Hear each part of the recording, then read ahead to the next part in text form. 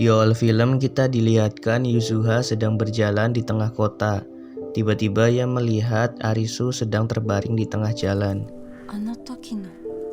Yuzuha pun mengecek apakah Arisu masih hidup. Ternyata Arisu masih hidup, namun ia sudah tidak memiliki semangat hidup. Malamnya Yuzuha sedang membuat makanan. Esok harinya, Yuzuha sedang berjalan di tengah kota dalam kondisi hujan deras. Di sana ia masih melihat Arisu di tengah jalan. Di saat itu pula Yuzuha mengingat kenangan bersama ayahnya ketika di gunung.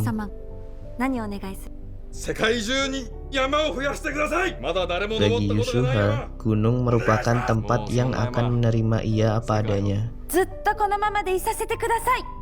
Dan hanya ayahnya lah orang yang bisa menerima ia apa adanya. Di sini Yuzuha juga berkata bahwa ia ingin selamanya seperti ini. Kemudian di dalam kenangannya, Yuzuha sedang berjalan ke arah rumah. Ternyata di sana banyak wartawan menunggunya. Di sini wartawan menanyakan apakah ayahnya memasukkan pendakian solo tanpa oksigen di rute barat daya Everest. Namun Yuzuha enggan berkomentar. Sesampainya di dalam rumah, ia melihat ayahnya sedang bersiap-siap untuk pergi ke gunung. Di sini ayahnya sepertinya sudah muak ya guys ya, ditanyain wartawan. Padahal ayahnya ini nggak bohong ke media. Jadi ada yang memfitnah ayahnya menggunakan bantuan alat oksigen ketika mendaki Everest. Beberapa hari kemudian terbitlah berita bahwa ayahnya itu hilang. Media berkata bahwa ayahnya bunuh diri karena kecurigaan pendakian palsu yang diberitakan sebelumnya. Di sini kita dilihatkan Yuzuha sangat putus asa ya karena ia kehilangan ayahnya. Cerita pun kembali ke masa sekarang. Pada malam hari Arisu terbangun. Ternyata ia berada di tempat basecampnya Yuzuha. Yuzuha pun menawarkan ia makanan. Di sini kita dilihatkan Arisu sangat tidak berharap untuk hidup.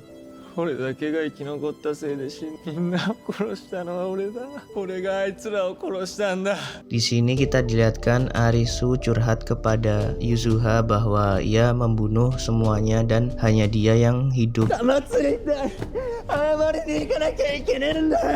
Yuzuha pun menyuruh Arisu untuk makan. Esok harinya kita dilihatkan Yuzuha sedang ingin berolahraga. Ketika ia pulang, ia melihat mangkoknya Arisu sudah kosong ya guys. Jadi udah dimakan sama Arisu.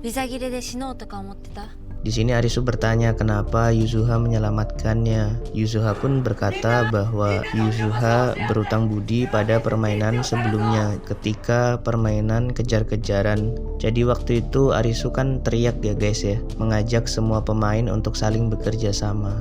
Nah di sini Yuzuha berutang budi.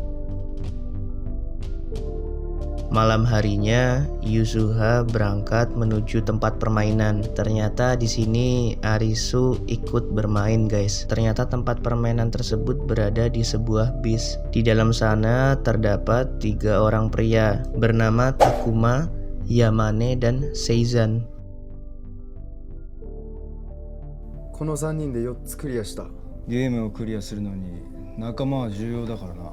Di sini Takuma terlihat memiliki cedera di kakinya ya guys. Kemudian handphone pun berbunyi dan mengatakan bahwa pendaftaran telah ditutup sehingga pesertanya hanya 5 orang. Permainan kali ini bertemakan 4 keriting, yaitu permainan jarak, di mana aturannya adalah bertahan selama percobaan dan mencapai tujuan dalam batas waktu yang telah ditentukan. Syarat selesainya yaitu mencapai tujuan dengan selamat. Waktu permainan adalah 120 menit. Permainan pun dimulai. Jadi di sini mereka berpikir untuk lari sejauh-jauhnya ya guys. Dimana di HP mereka terhitung jarak yang telah mereka tempuh. Di sini Yamane tidak ingin meninggalkan Takuma. Ia mencoba untuk menyalakan bis tersebut, tetapi bensinnya ternyata habis. Takuma pun menyuruh Yamane dan Seizan untuk meninggalkannya. Takuma, 俺は俺で生き残る道探すから先に行け。そんなことできるわけないだろ。山根、お前はクリアしなきゃダメだ。ミサにまた会うんだろ。お腹にいる赤ちゃんにも。 Awalnya Yamane itu nggak setuju, tetapi Takuma memaksa. Akhirnya mereka semua pergi meninggalkan Takuma.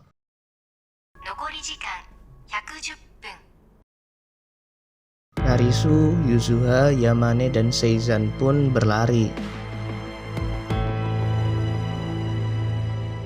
Jarak yang sudah mereka tempuh adalah 1000 langkah dengan sisa waktu 90 menit. Di sini Arisu bertanya seberapa jauh mereka harus berlari. Beberapa saat kemudian jarak sudah menunjukkan bahwa mereka telah menempuh 5000 langkah. Tak lama mereka melihat ada stasiun pengisian. Di sana ada air minum, tetapi mereka curiga itu adalah jebakan. Di sini ternyata Yuzuha membawa botol minum sendiri dan membagikannya ke Arisu. Arisu pun membagikannya kepada Yamane dan Seizan. Mereka pun melanjutkan berlari sampai jarak 6000 langkah. Tiba-tiba mereka berhenti karena melihat sesuatu dari jauh. Ternyata datanglah seekor Black Panther. Black Panther pun menyerang mereka. Yamane bersembunyi di bawah mobil. Akhirnya Black Panther pun menyerah mengejar Yamane. Black Panther pun mengejar Arisu dan Yuzuha.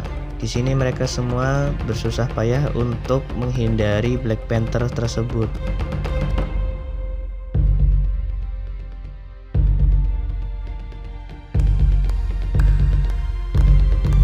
Arisu dan Yuzuha pun berhasil menghindari Black Panther tersebut, tetapi Seizan di sini terkena serangan Black Panther dan dengan susah payah Seizan menusuk Black Panther tersebut. Arisu, Yuzuha, dan Yamane pergi meninggalkannya. Ketika di perjalanan, Yamane udah nggak sanggup lari. Ia merasa sendirian sekarang. Sebelumnya ia memiliki teman Seizan dan Takuma, tetapi Takuma di bis sedangkan Seizan sedang diserang oleh Black Panther. Mungkin udah mati kali ya. Tetapi di sini Arisu menyemangati Yamane. Mereka bertiga pun melanjutkan berlari. Di jarak 8000 langkah, Arisu melihat sebuah motor.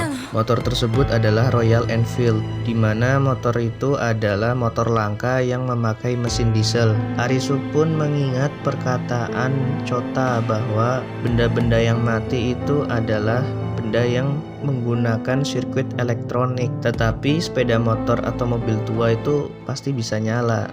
Arisu pun mengecek apakah ada bahan bakar di dalam motor tersebut. Ternyata masih ada, dan bahan bakar motor tersebut dengan bis sebelumnya itu sama, yaitu menggunakan solar. Di sini Arisu memiliki ide untuk membawa motor tersebut ke titik awal di mana Takuma berada. Jadi Arisu ingin membawa Takuma bersama dengan bis. Jadi idenya Arisu memindahkan solar yang ada di motor ke bis sehingga bis tersebut bisa berjalan dan membawa Takuma yang sedang cedera di kaki. Arisu pun membawa motor tersebut ke arah titik awal di mana bis berada, sementara Yuzuha dan Yamane melanjutkan berlari. Arisu pun sampai di titik Black Panther berada. Ternyata Black Panther tersebut telah mati ya, karena ditusuk-tusuk oleh Seizan. Seizan pun juga udah mati. Di sini kita dilihatkan jarak Arisu semakin berkurang ya, karena semakin mendekati bis. Sementara jarak Yuzuha dan Yamane semakin jauh. Beberapa saat kemudian Yuzuha dan Yamane sampai di ujung jalan. Mereka pun berniat menunggu Arisu dan Takuma sampai di tempat tersebut. Saat waktu menunjukkan tersisa 15 menit, Takuma melihat kedatangan Arisu sedang membawa motor. Di sini Arisu terlihat kaget melihat sesuatu. Dia melihat apa ya? Di saat yang sama, Yamane dan Yuzuha sedang saling berbicara. Di sini Yuzuha meyakinkan Yamane bahwa istri dan anaknya masih baik-baik saja. Jadi Yamane harus bertahan dan kembali ke istri dan anaknya. Mereka berdua tiba-tiba mendengar suara yang mencurigakan. Ketika mereka melihat ke arah tembok, ternyata tembok tersebut keluar air. Mereka pun memiliki firasat buruk dan berlari ke arah bis tersebut. Tak lama kemudian, ternyata tembok tersebut jebol dan keluar air yang sangat banyak. Yuzuha dan Yamane pun berlari sekencang-kencangnya. Tetapi di sini Yamane sudah tidak sanggup lagi berlari. Yamane pun terjatuh. Dan ia mati, guys.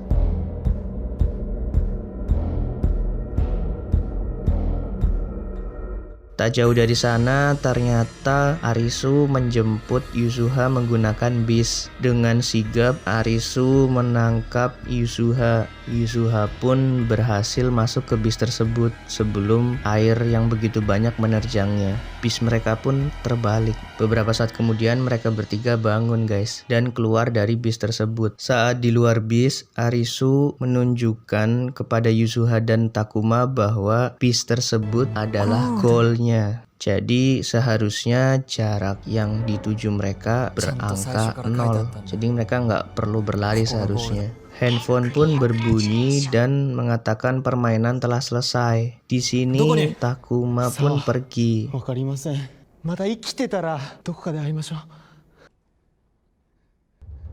Keesokan harinya, Arisu dan Yuzuha saling berbicara. Di sini Arisu menceritakan tentang penemuannya Karube, yaitu Handy Talkie, dan ada seseorang yang berbicara untuk datang ke pantai. Beberapa saat kemudian kita dilihatkan Arisu dan Yuzuha bersepeda menuju ke arah pantai.